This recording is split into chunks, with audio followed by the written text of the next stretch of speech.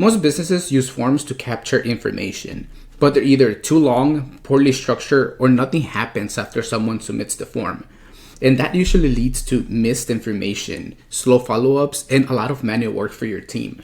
So in this video, I'm going to show you how to properly design forms for your business, the tools that you can use to build them, and how to actually send or deploy them. And at the end of the video, I'm also going to show you a few automations that you can add so that everything runs more efficiently for your team. By the end of this video, you'll be able to look at any form in your business and know exactly how to fix them. So let's get to it.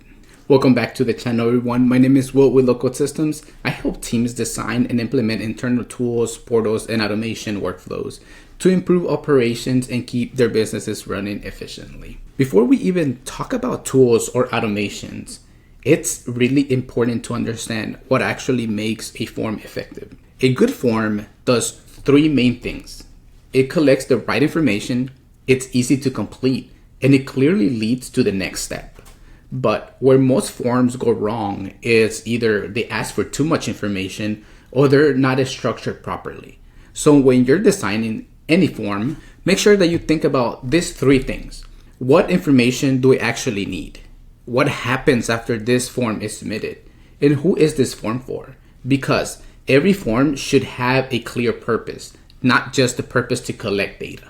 So now that you know what makes a good form, let's look at the tools that you can use to actually build them. There are a lot of tools out there, but they generally fall into two main categories: a simple form builder and more integrated platforms.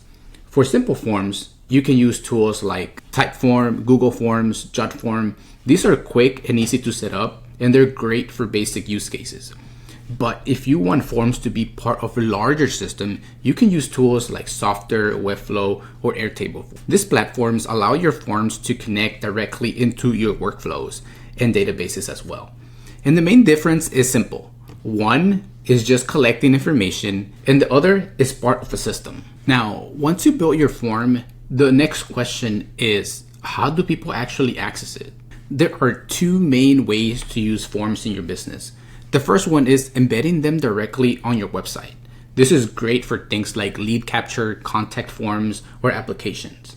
The second option is sending them directly through email, links, or even internally for your team. And each has a different purpose. Website forms are more passive. People find them. Sent forms are more active. You're actually directing someone to complete it.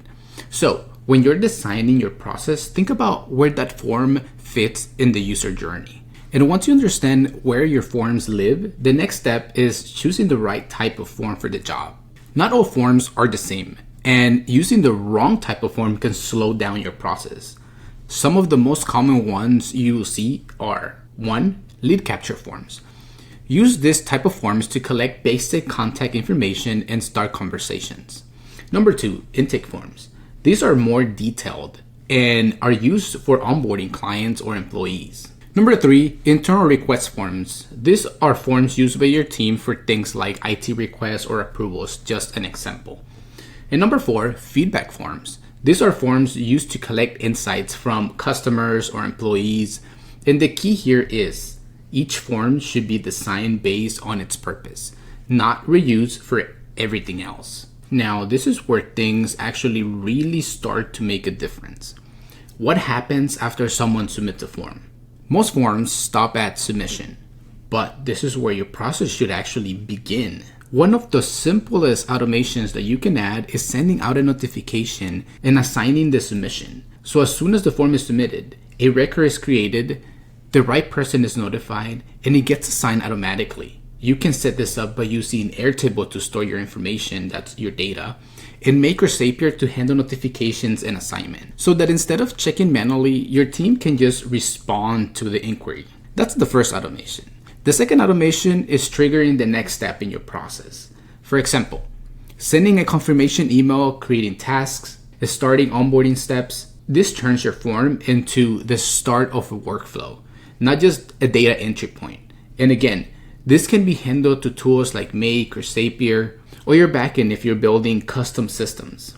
And once you start thinking about forms this way, everything just begins to connect.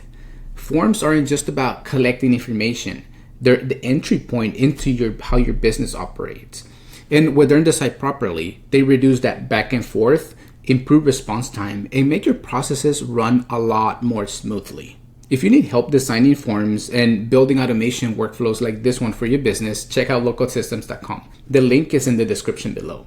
And if you want me to break down how to build one of these step by step, let me know in the comments. I'll be happy to do that. Once again, my name is Will with Local Systems. I really appreciate you guys for watching and the support in the channel. Thank you so much, and I'll see you in the next one.